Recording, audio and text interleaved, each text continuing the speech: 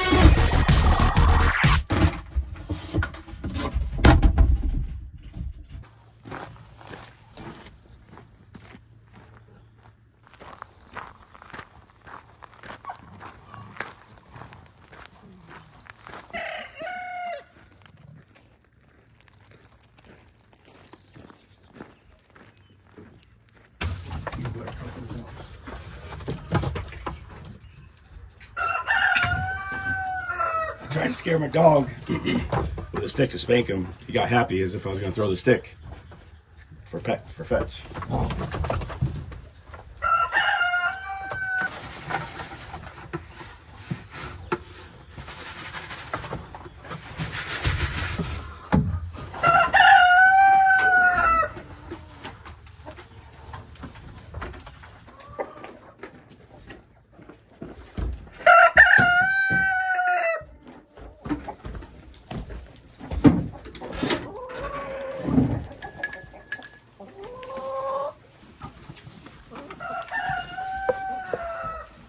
No better than that.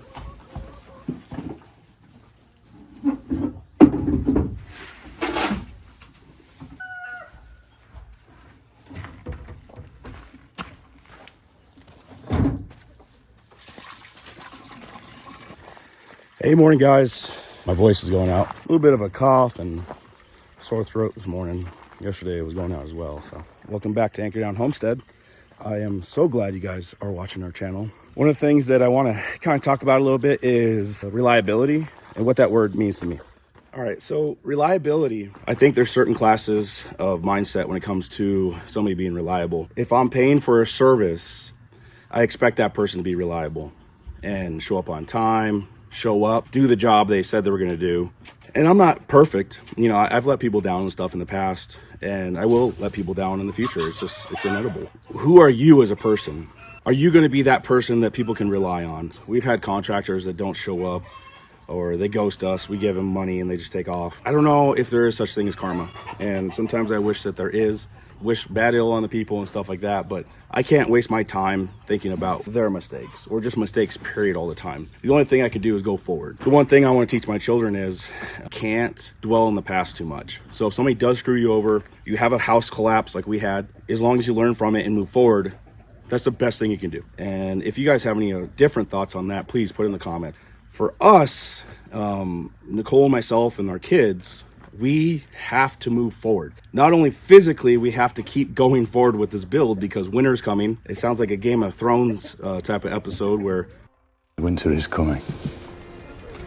Winter's on its way, but in North Idaho, winter is very brutal. And I mean, it could be a very harsh winter for us if we're in the RV again. I always adapt to the situation. You know, I put a wood stove in there last year, so it was plenty warm in there.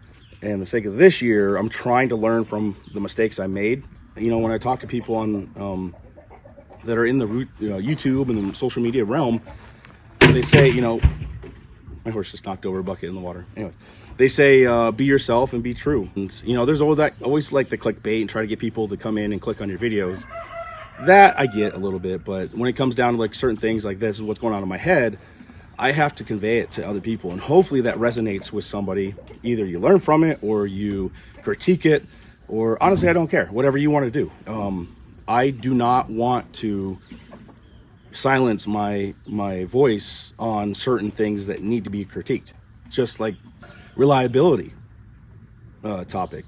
If you're a contractor out there and you're good at your job and you stay true to your word, I'll let you know right now, at least in North Idaho, you are a rare breed. I'm not knocking on all contractors out there because there's probably a lot of good ones out there. They are so hard to find when it comes to showing up on time, showing up, period, or telling me they're going to be there. And if that's the problem that you have as a contractor, I don't want to say shame on you. Get your mind right when it comes to scheduling, because people are calling you in for a job that they need you to do. So whatever you have to do on your end to make sure your time management is better, get a better date, time, calendar system going on. Some people really need to learn how to say no. Like, I love to help people out. That's a passion that I've always been good at. I'm always the middle guy between connecting the dots with people. But one thing I'm really good at is telling people no. Because for me, it's just a matter of time before I commit to too many things and I have to tell somebody no if I don't schedule it right. So if you are in that same mindset where you want to help people out, you want to take every job possible that comes your way and you're a contractor, great. But make sure you have yourself squared away when it comes to time management. When I was younger, I never had the money. I had all the time in the world. Now that I'm older, we financially can support a lot of these decisions, but we don't have the time to go through every single thing we want to do. So we have to pick and choose. I have to tell people no. I have to disappoint people. I have to go through and see what's a net negative versus a net positive to our time schedule. What's up, big boy?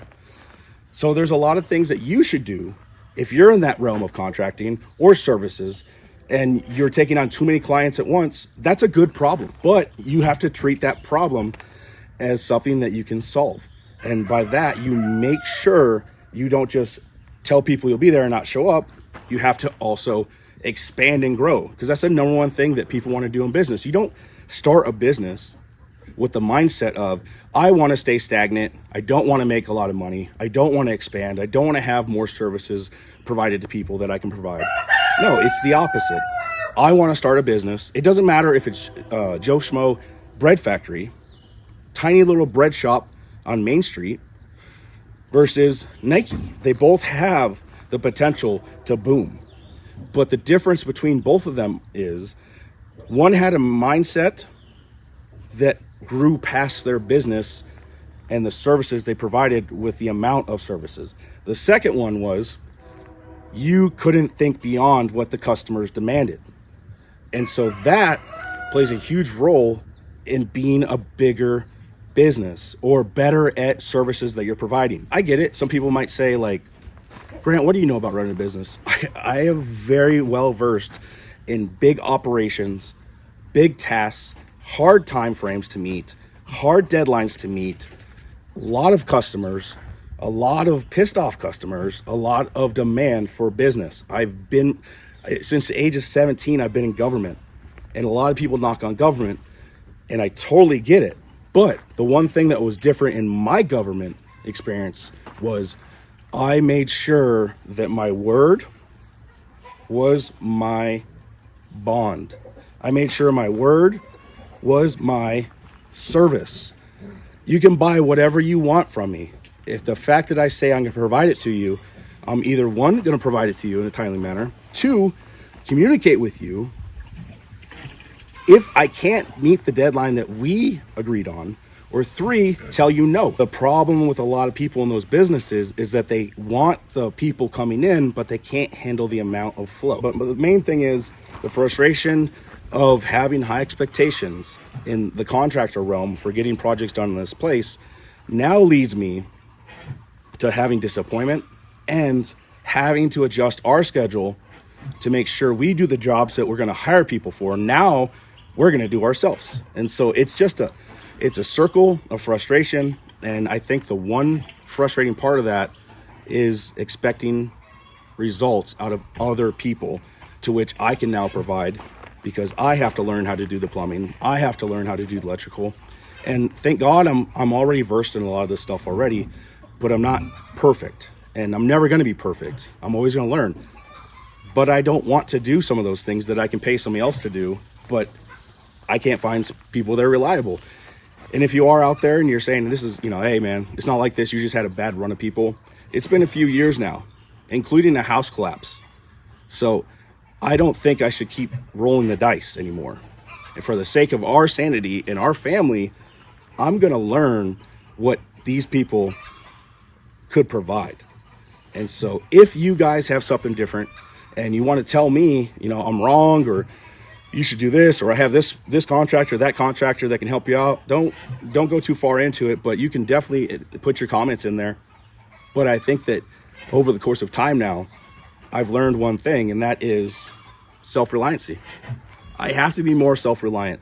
And it's not that I want to be a Renaissance man. I don't want to play the piano. I don't want to have to work on engines. I don't want to have to do all these things and learn to do every single aspect of everything around me. But I have to if people can't provide those services. And I think it's great that I'm teaching my children how to not just rely on one person or one career field or one this and that. It's teaching them the vulnerability of not being prepared and how you have to overcome each obstacle that gets in your way.